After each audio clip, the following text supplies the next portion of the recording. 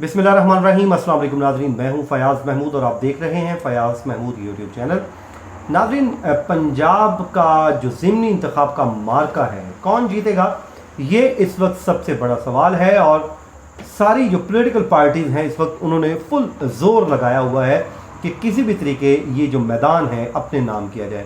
ख़ासकर पाकिस्तान मुस्लिम लीग नवाज़ और पाकिस्तान तहरीक इंसाफ, इन दोनों के दरमियान पंजाब के महाज पर कांटे का मुकाबला मुतवक्का है। और उसी में से एक हल्का है PP7, जिसके पे सब की नज़रें हैं। और क्यों हैं इस पे हम बात करेंगे। और यहाँ से TLP जो फैक्टर है, क्या TLP भी जीत सकती है और मुस्लिम लीग नून या पीपल्स पार्टी को मुस्लिम लीग नून की हमायत भी हासिल है और पीपल्स पार्टी की हमायत हासिल है मुस्लिम लीग नून को। और इसके अलावा दीगर इसमें फैक्टर्स हैं, वो हम बात करेंगे। हमारे साथ सीनियर सहाफ़ी यासिर इलियास साहब मौजूद हैं, हम उनसे बात करते हैं। यासिर भाई, आपको बहुत शुक्रिया, आपने वक्त दिया। PP7 की जो सियासत है इस वक्त, आप इसको कैसे देख रहे हैं? ज़ाहिर प्रोडिक्ट करना बड़ा मुश्किल काम होता है, लेकिन जाहिर है फैक्ट्स क्या बताते हैं कि ये मार्का किसके नाम होता हुआ दिखाई दे रहा है? मार्का किसके नाम होगा ये तो 17 जुलाई को पता चलेगा। लेकिन मज़े की बात यह है कि इस हल्के के डायनामिक्स बहुत मज़े के हैं। पंजाब में जितने भी हल्कों पे इलेक्शन हो रहा है उसमें से ये एक इंटरेस्टिंग हल्का इस हवाले से है कि ये सूबाई असम्बली की सीट जो है वो 2 कौमी असम्बली के हल्कों में मुनक़सिम है। ये सीट, इसमें एक जो कोहोटा का इलाका, उसकी 15 यूनियन कौंसिलें आती हैं। तहसील जो पिंडी की कोहोटा, उसकी 15 के करीब यूनियन कौंसिल्स, यानी कि 13 की यूनियन कौंसिल्स और 2 म्यूनसिपल कमेटीज़ हैं, वो इस हल्के में आती हैं। और वो साबिक वज़ीर आज़म शाहिद खाकान अब्बासी का हल्का है, जहाँ से अभी सदाकत अब्बासी साहब MNA हैं पाकिस्तान तहरीक इंसाफ से। और इसी तरह जो इसमें दूसरी रावलपिंडी की तहसील कलर सईद है, उसकी कुछ 6 के करीब यूनियन कौंसिल्स इस हल्के में शामिल हैं।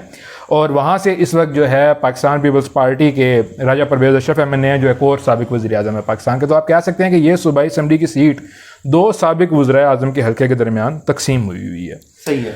इस हल्के के डायनामिक्स में और कुछ चीज़ें जो बड़ी इंपॉर्टेंट हैं उम्मीदवारों पे आने से पहले, ये पिंडी के सब अर्बन एरियाज़ हैं। रावलपिंडी के मज़ाफ़ात में ये रावलपिंडी की जो पहाड़ी तहसीलें हैं, कलर सईदा तहसील है, कोहोटा तहसील है रावलपिंडी की, ये उनके ऊपर मुश्तमिल है। तो यहाँ की पॉलिटिक्स में, यहाँ की जो डायनामिक्स हैं पॉलिटिकल, उसमें ज़ात बरादरी का बहुत ज़्यादा हद तक उनसर नुमायाँ रहा है हमेशा पूरी सियासत में। और एक इसका हिस्टोरिकल बैकड्रॉप है, वो भी इसमें बड़ा इम्पॉर्टेंट है, क्योंकि वो आगे जाके जो हमारे इस वक्त कंटेस्टेंट्स हैं, जो कैंडिडेट्स हैं, उनकी राइवलरी को डिफ़ाइन करता है। तो यहाँ पे जो बड़ी बड़ी ज़ातें या बड़ी बड़ी बरादरियाँ जो आबाद हैं, वो रावलपिंडी के या पोठवार के इस बेल्ट में जंजुआ बरादरी है, जिसके कैंडिडेट लड़ भी रहे हैं, इलेक्शन भी लड़ रहे हैं। इसी तरह अवान बरादरी है, मलक अवान बरादरी है यहाँ पर, गखड़ कियानी है यहाँ पर। और ये कुछ वहाँ की जो बड़ी और अब्बासी कुछ बहुत कम है, लेकिन यहाँ तक उनका इन्फ्लुएंस ज़रूर है, जो मरी से उनका एक इन्फ्लुएंस चला आ रहा होता है। सही है। तो ये इस वक्त जो आपके 2 मेन कैंडिडेट्स हैं, वो राजा सगीर साहब नून लीग का टिकट लेकर आए हैं, मुनहरिफ रुकन हैं तहरीक इंसाफ के। लेकिन इम्पॉर्टेंट बात यह है कि ये जो पिछला इलेक्शन जीते थे 2018 में, तो इन्होंने नून लीग और तहरीक इंसाफ दोनों के उम्मीदवारों को शिकस्त दी थी। ये आज़ाद उम्मीदवार के तौर पर इलेक्शन लड़कर उन्होंने तहरीक इंसाफ ज्वाइन की थी।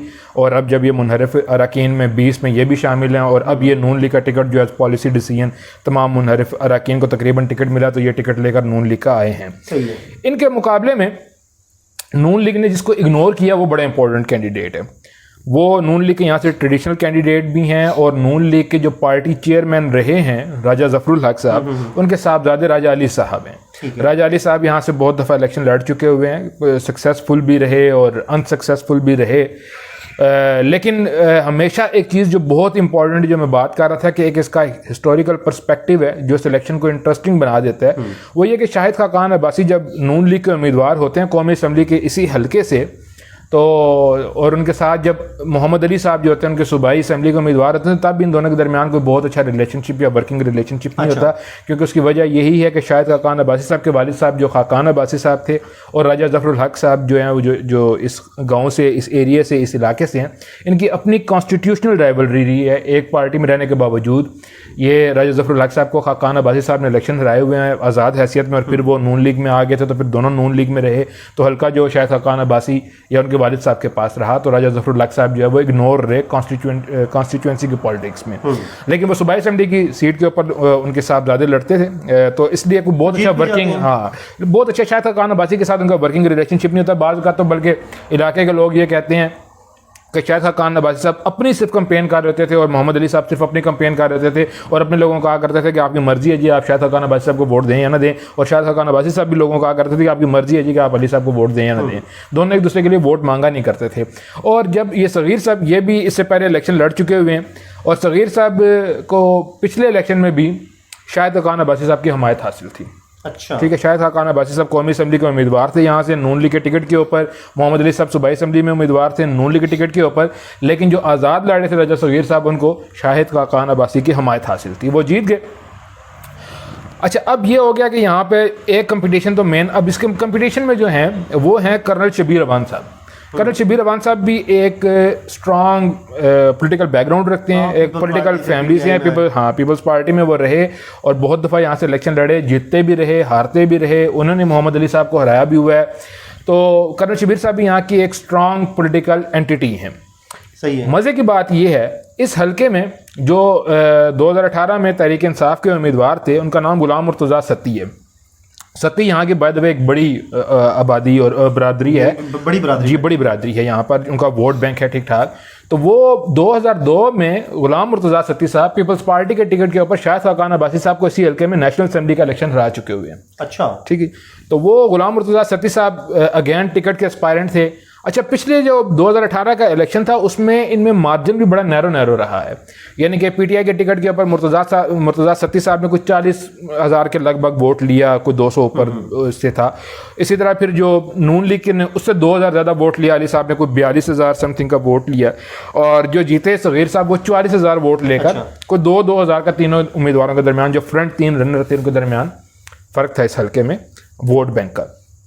तो अब जब सगीर साहब लड़ रहे हैं नून के टिकट के ऊपर तो अली साहब इग्नोर हुए नून के टिकट के लिए, जाहिर है, ठीक है जी। तो वो एक डिसग्रंटल्ड जरूर हैं, नाराज भी हैं, और राजा ज़फ़रुल्लाह साहब जितना बड़ा उनका कद है, जी बिल्कुल। तो एक शुरू में चल रही थी बात कि शायद वो आज़ाद इलेक्शन लड़ें। अभी जब हम ये बात कर रहे हैं उस वक्त तक तो इतलात ये हैं कि वो आज़ाद इलेक्शन नहीं लड़ेंगे, नाराज़ ज़रूर हैं, पार्टी कोशिश कर रही है उनको मनाने की, या कहीं और पे एडजस्ट कर रहे हैं कि बल्दियाती में कहीं पे एडजस्ट कर दिया जाए, कोई तहसील की चेयरमैनशिप दे दी जाए या कुछ तरह की चीज़ दी जाए, देखें क्या होता है उस हवाले से। तो सगीर साहब का एक जो मुकाबला है वो तो ज़ाहिर अपने राइवल पीटीआई से है, दूसरा मुकाबला उनका राजा अली साहब के साथ है कि अली साहब कितना उनके साथ सपोर्ट करते हैं, अपना जो उनका वोट बैंक है वो कितना उसमें ऐड करवाते हैं। लेकिन ये सिर्फ नून के साथ डिसएडवांटेज नहीं है, सिर्फ पीटीआई के साथ ये डिसएडवांटेज इस हल्के में पीटीआई के साथ भी है। पीटीआई ने जिनको टिकट दिया वो रिसेंटली पीपल्स पार्टी छोड़कर मींस अभी आए हैं पीटीआई में और उनको टिकट मिला है। तो गुलाम मुर्तज़ा सत्ती साहब जो यहाँ से जीत भी चुके हैं एक दफ़ा कौमी असम्बली की सीट, तो वो भी डिसग्रंटेड महसूस कर रहे हैं। वो समझ रहे हैं यार कि उन्होंने जनरल में अच्छा कम्पीट किया था और वो भी जीत सकते थे और उनको इग्नोर किया गया। तो अब इसी तरह जो कर्नल शबीर अवान साहब जो हैं उनका एक मुकाबला तो नून लीग से राजा ज़गीर साहब से है और दूसरा मुकाबला अपनी ही जमात के मुर्तज़ा सत्ती साहब के साथ है। तो इस दफ़ा ये आपकी दोनों जो उम्मीदवार हैं जो फ्रंट रनर्स हैं इन दोनों के टू प्रोंग ऐसे ही है। पॉलिटिकल पार्टीज रौला जरूर डालती हैं लोटे लोटे, लेकिन उसके बाद जब वक्त आता है तो फिर वो लोटों को अपनी ही पार्टी देखा जाता है जी, वो टिकट भी दे देते हैं, नजर आती। इस पे देखते हैं यासिर लियाज़ साहब इस पे अपना तजिया पेश कर रहे थे। 17 जुलाई को इसको पता चलेगा कि कौन जीतता है और कौन हारता है। मुझे दीजिए इजाजत, अपनी दुआओं में याद रखिए। अल्लाह हाफिज।